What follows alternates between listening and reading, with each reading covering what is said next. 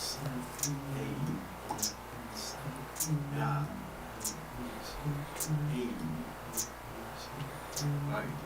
around the world, all around the world, all around the world, all around the world, all around the world, all around the world. EDB podcast, we all around the world, hey, all around the world, all around the world, all around the world, all around the world, all around the world, all around the world. EDB podcast, we all around the world.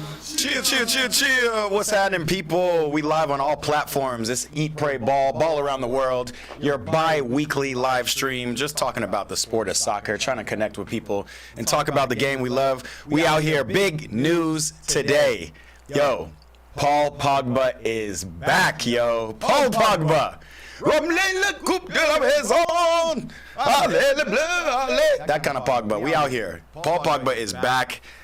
He was banned after testing positive for a drug called DHEA, which is known to increase testosterone in your hormones. He subsequently, that was what, August of 23.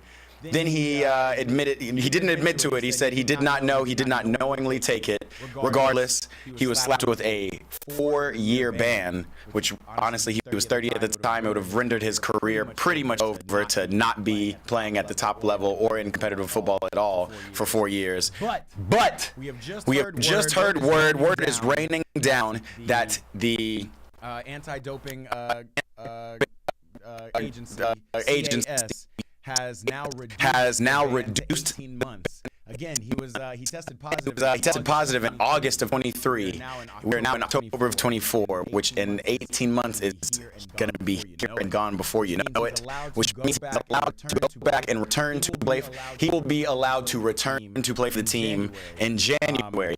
Or at least allowed to return to play with his team, and then actually allowed to be available for matches in March of 2025. That means he could be back as early as this season, playing for Thiago Motta's Juve, if Motta makes it that long. We'll see, Lord willing.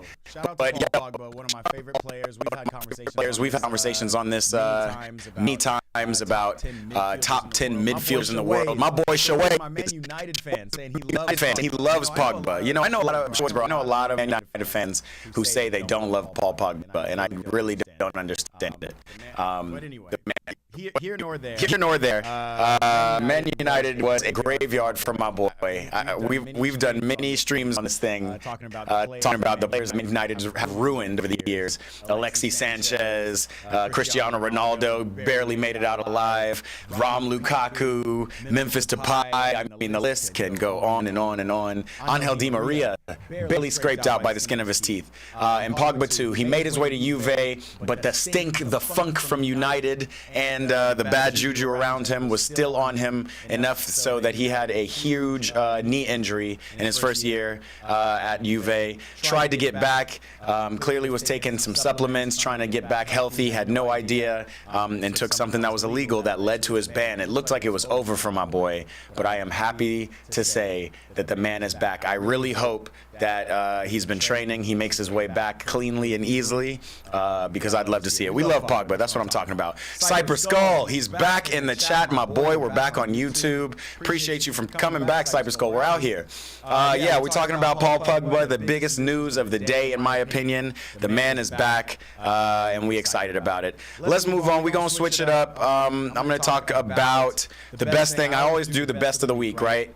Best thing I saw this week, we watched Champions League. We watched a lot of Champions League this week. We did a lot of watch-alongs. Yo, make sure if you are not subscribe to the YouTube, come subscribe to the YouTube, and you can watch these watch-alongs. They're really fun. But we watched Juve back. They played Leipzig, and the boy Weston McKennie, who's had to crawl his way back into this lineup, into this into this Juventus lineup. He did his thing, and it was his kind of game. I mean, he made a crazy tackle in the middle of the pitch to then switch the ball up to his teammate Conceição. It's tough to say his name. And Conceição scored the game winner against Leipzig, a game that Leipzig was up 2-1 on Juve. I think they were up 2 on Juve. So that's the best thing I saw this week. Weston McKennie, the American, is still balling. He's doing his thing. He's having to prove it to people. Like, he worked his way. I mean, they were trying to sell him this summer, but he worked his way back into the lineup. He's proven that he's good at what he does. He worked his way into the Champions League starting squad and put on for his team. Nothing but effort and work. So again, still one of my favorite players. Arguably the best U.S. National team player. I know Pulisic is in the form of his life, so I really can't say that right now because it's Captain America. But Weston McKennie is the OG, triple OG, the original personality of the U.S. national team. So I'm happy to see the boys balling. The other dude that's balling is Kareem, the boy Kareem Adeyemi. Absolutely balling. Look at me. I'm just showing pictures, but I have them somewhere right here. Kareem Adeyemi, that's the tackle, by the way. This is the Weston McKennie tackle. Just a still image of it. I don't want to show videos and get reported because that's what happened to me last time. So we're going to figure out a fun way to show videos on this stream at some point, but that's what happened. C Cherry 706, you a fan, man. Get to the point. Hey, cool out, CD. We out here.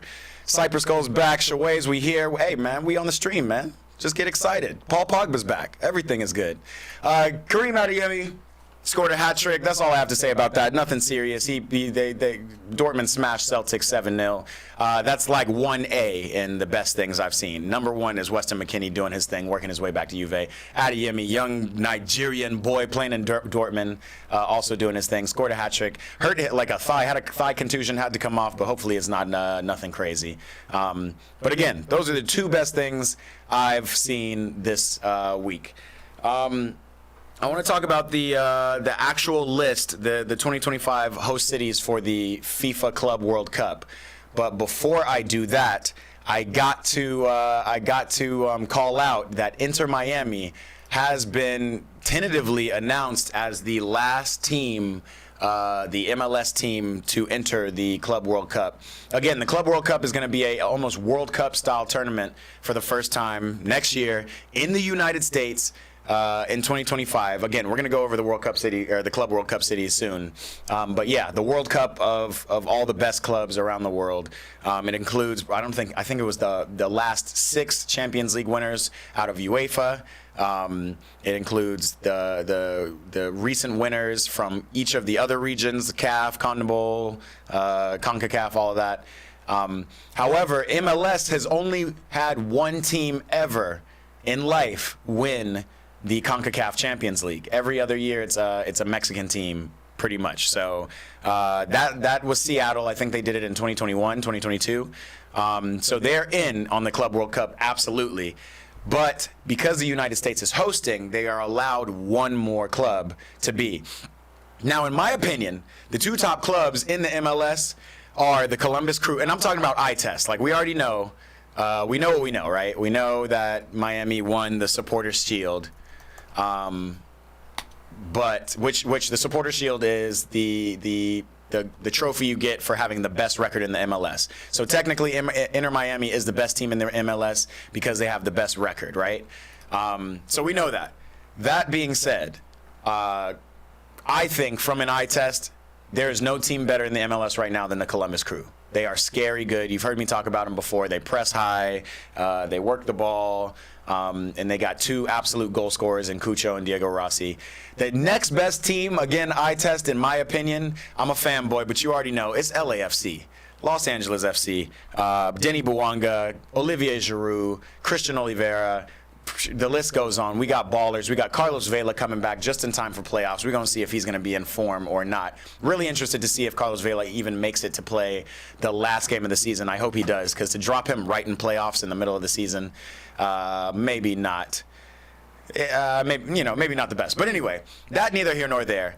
All that said, Inter Miami have been tapped to be the next team. They won the Supporters' Shield, but because I believe maybe they're top 3, maybe top 4 in the MLS. I don't think they're going to win the MLS Cup. And if they don't win the MLS Cup, should it be another team in the Club World Cup? That's all I have to say about that. I get it that we only are allowed one team, basically, because we've only had one team win the CONCACAF Champions League, and that's what this Club World Cup is. It's a cup full of winners of the Champions League of the different regions around the world.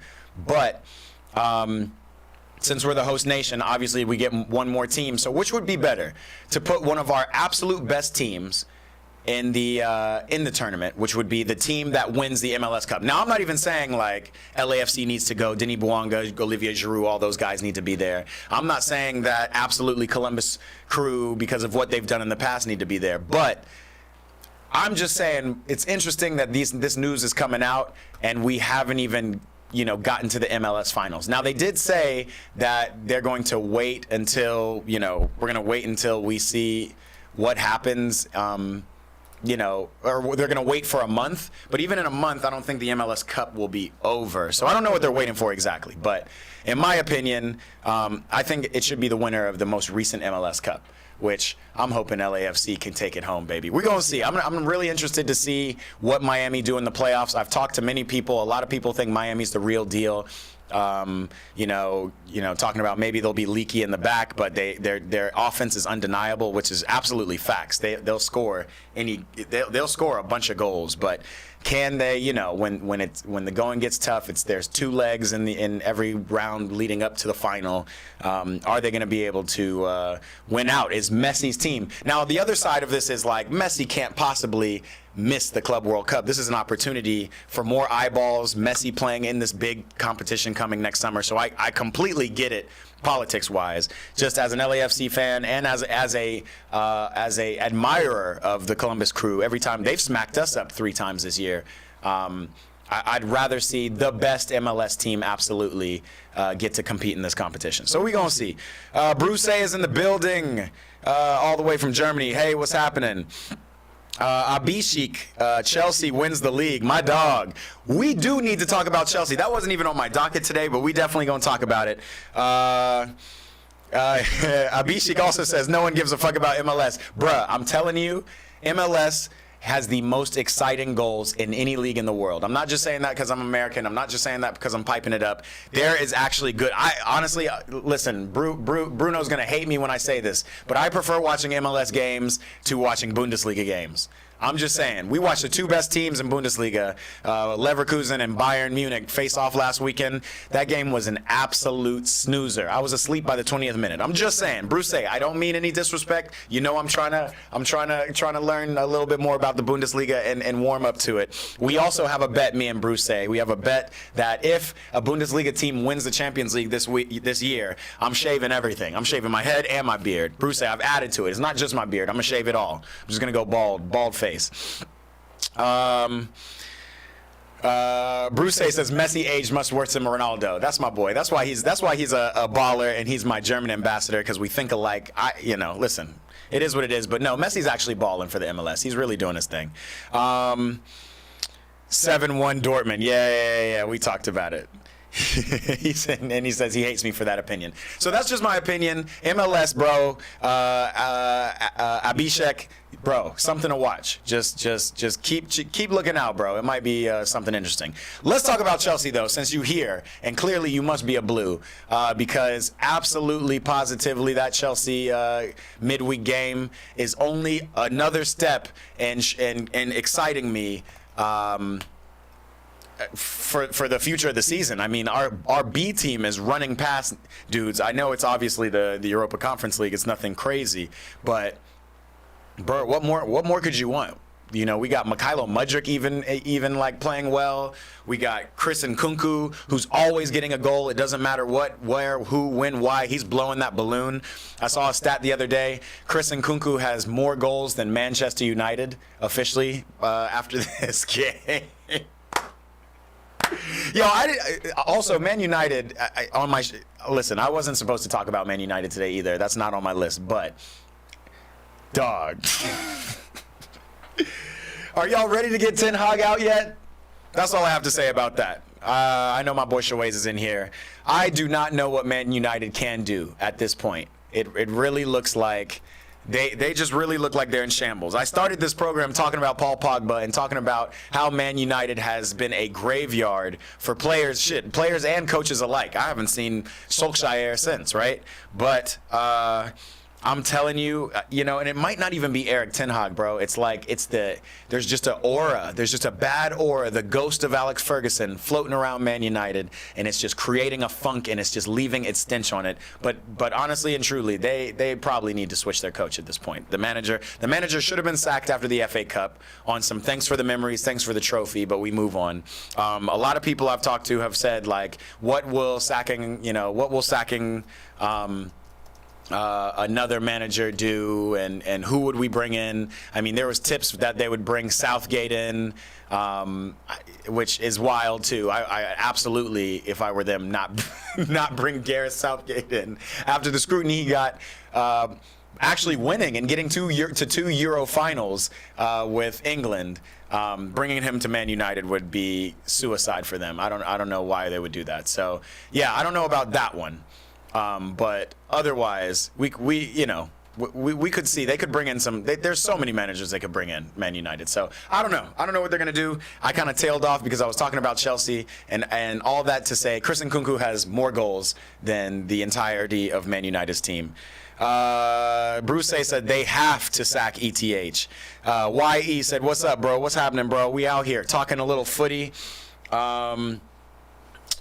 Bruce says Bundesliga was the most successful league last year. What does that mean? Like Leverkusen went to the EFL final. Yeah, but none of those Bundesliga teams won, which is crazy too. But no English Premier League teams won either. So I don't know how to qualify that. That's not what I'm here to say. I was just here to say, yo, go watch the MLS if you can. If you can get it somewhere around the world. I don't know if Sky Sports is airing it, whatever.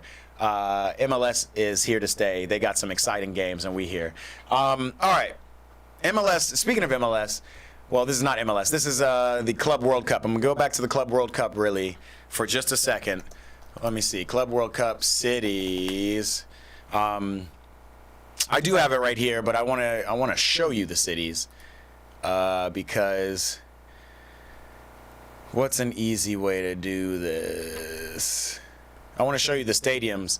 I'm going to read off the stadiums because they're interesting. 2025 Club World Cup stadiums confirmed. Am I going to be able to just show you? I just want to show y'all images of the stadiums. What I was surprised by was the amount of small stadiums. So we're actually, I mean, we can go one by one on this, to be honest. Let's just go down the list. Obviously, MetLife Stadium is going to be where the final is, and that's also where the tournament kicks off. MetLife Stadium is also the same stadium that will be hosting the 2026 World Cup final. So MetLife Stadium capacity, that's what I wanted to put in, capacity. 82,500. Huge football stadium.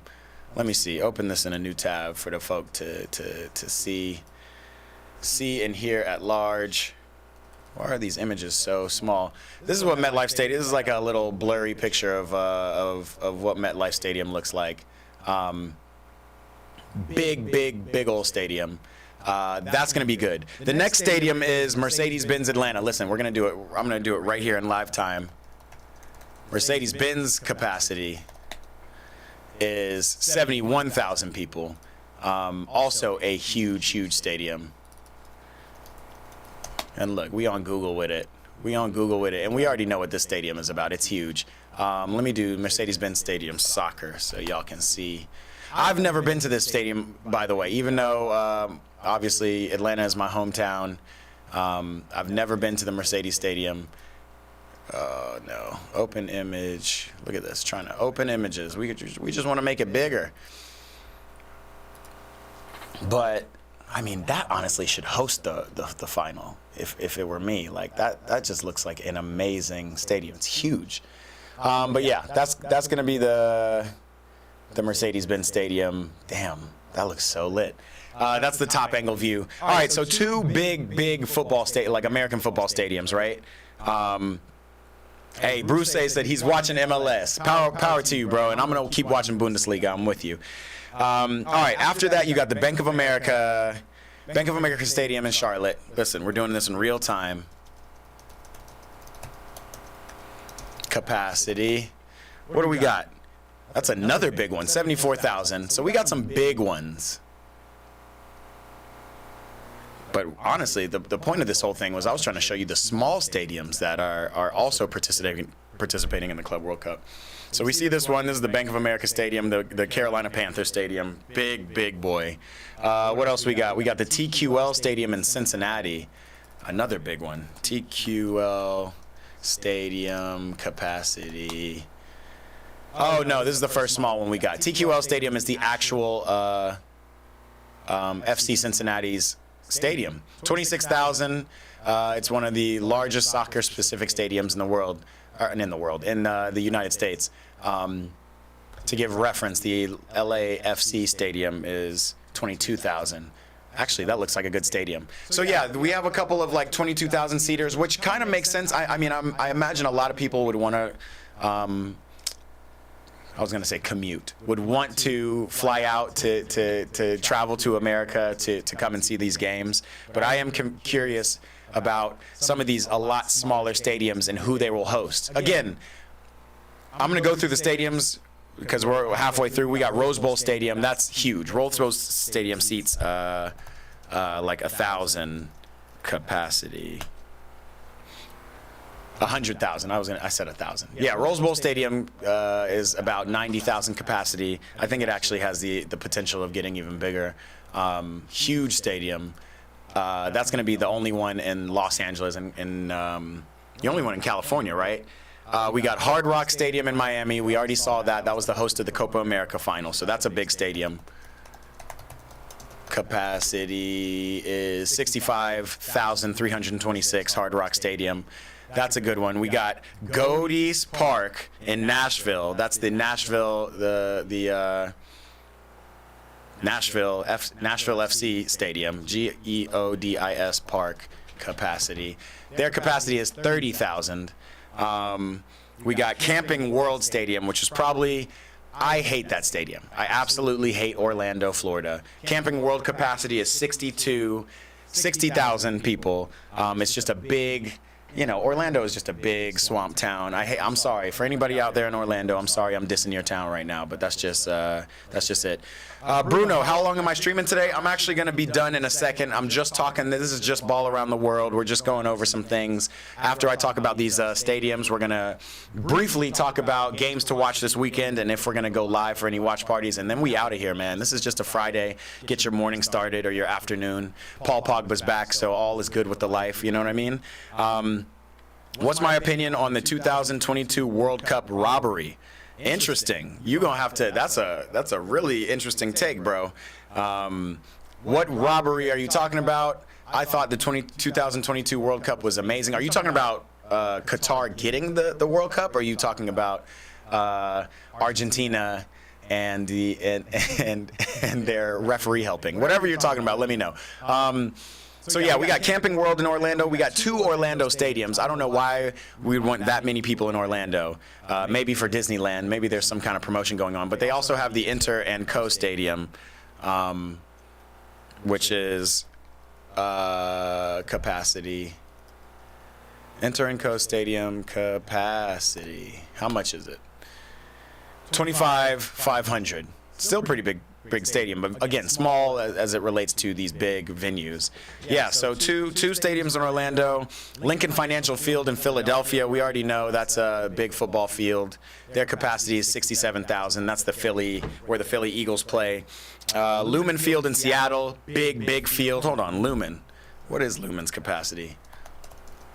68,000, and Audi Field in Washington, D.C., which I'm sure is in the 60,000. So you know what? I was wrong. There's actually a lot of, most of the stadiums that are hosting the Club World Cup next year are going to be super huge stadiums. I wonder what the turnout is expected to be. Audi Field Audi Field is the actual Washington, the DC United soccer specific field, so it's seated 20,000. So it's going to be all over the United States. Hold on, we have a guest. We have a visitor. Well, how about that for the end of the stream? Baby the French Bully has come to join us. Are you happy that Paul Pogba's back? Yes, she is, man. What did he say? The more I watch the highlights back, the more it seems suspicious how Argentina won it. That is a hot take. Man, I don't know if we're ready for all that right now. Especially the game against the Netherlands was super sus, and that game was super sus. The referee was clearly making crazy calls. Then we saw, who was it? Rodrigo de Paul smashed the ball into the bench of the Netherlands at the end of the game after they went back and tied up the game. It was just, everything was sus. The penalties assessed were sus. Man, I agree with you. That's not necessarily a hot take. There's a lot of people who talk about Argentina paying the refs, just like Barca pay the refs, this and that. Messi would have needed to get a yellow card for the handball. The other player who kicked the ball in the Netherlands bench, yep. And that are not the only like sus decisions in the World Cup. One thing I will say about football though, and this is why I love it, and this is why kind of VAR kind of gets on my nerves to a certain extent, is because refereeing is a part of the game, right? You know, just like you have a player who is an impact player, oh, Cristiano's starting today, Cristiano's not on the field today, whatever. You're going to have a certain referee, right? Like, as a Chelsea fan, I know anytime that Anthony Taylor is in the building, it's going to be rough. Let's not think about these calls, right? So it's just something I think I know we are trying to get so accurate in the game, but I think we could stand to actually have, you know, the referee still be a part of the game. The referee's emotions are a part of the game. All of that stuff. You know what I mean? It's there's a lot of factors that go into how the game is played. So that's my opinion. It just is what it is.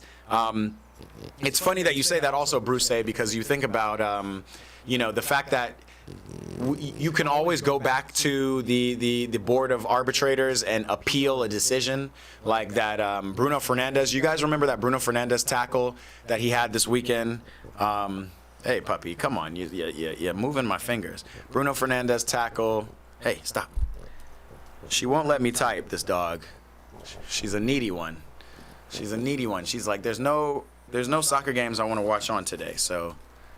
Bruno Fernandes, red card. Not the red card against Porto. The red card against, I forgot who they were playing now. Was it Tottenham or somebody? Let me see if I can find. Ooh, I got a little YouTube video. Let's see. Let's see if we can see this. While that loads up. So yeah, there was that Bruno Fernandes tackle, and the ref gave him a second yellow, and it's cool. And we've all seen the foul. It looked very innocuous. Hold on, I'm trying to bring up the video, but there's no video.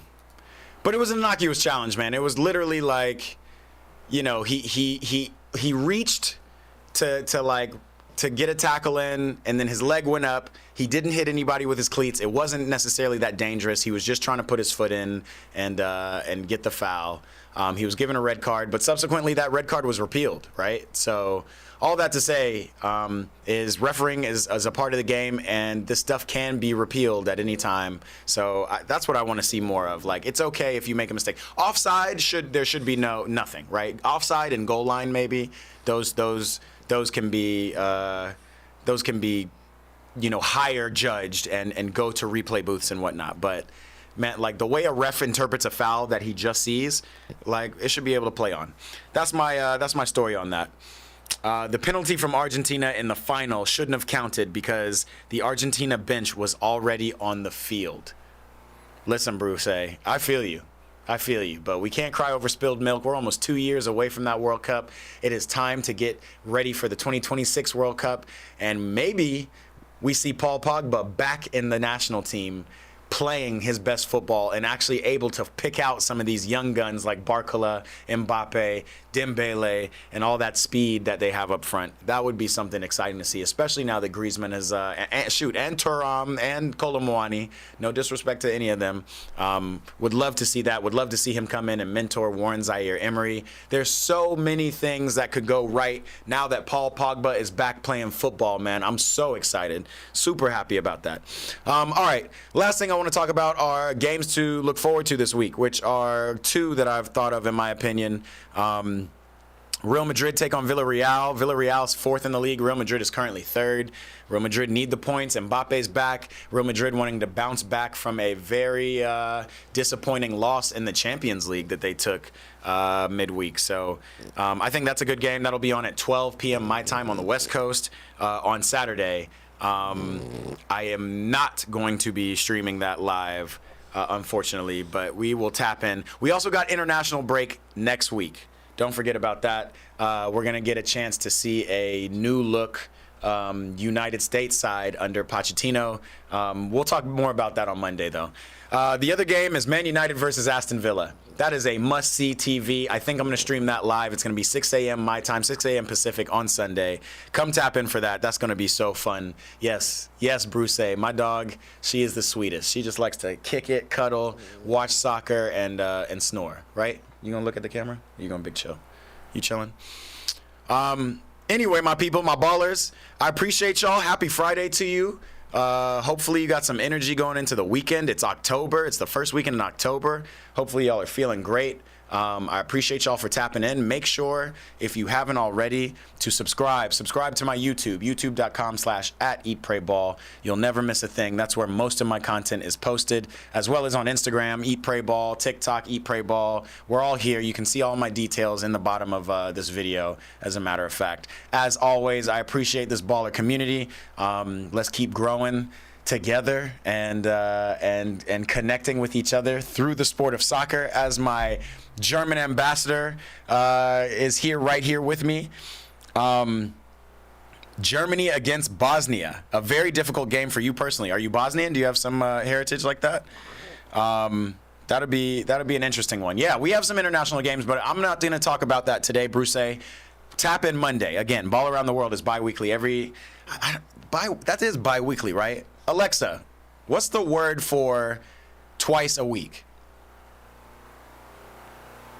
Here is an answer from an Alexa Answers contributor that I translated. That's not it. The word that means twice a week is bi-weekly.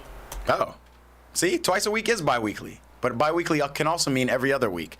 We love the English language, man. Anyway, bi-weekly, we here. Mondays and Fridays. In the morning of, not in the morning, man, Mondays and Fridays, but you got to hit notifications because the timing shifts every day. It just depends on the weather, depends on the heat, depends on the technology, all of that stuff. But we here, man. Tap in with us, Eat Pray Ball, youtube.com/EatPrayBall, and we will see y'all on Monday. Monday, we're going to talk about some of these good international break games that we have coming up. I don't remember the international break being so frequent, but here it is again. All I know is Paul Pogba's back. People can enjoy their football again. TikTok, I appreciate y'all tapping in. Again, find me, youtube.com/@EatPrayBall, and we will meet again. Thanks for tuning in to Ball Around the World. Peace out, my people. Peace out, Bruce. I'll see you soon. Godseed, Eze. What's happening, bro? We'll see you soon. We out of here. Appreciate y'all. Peace.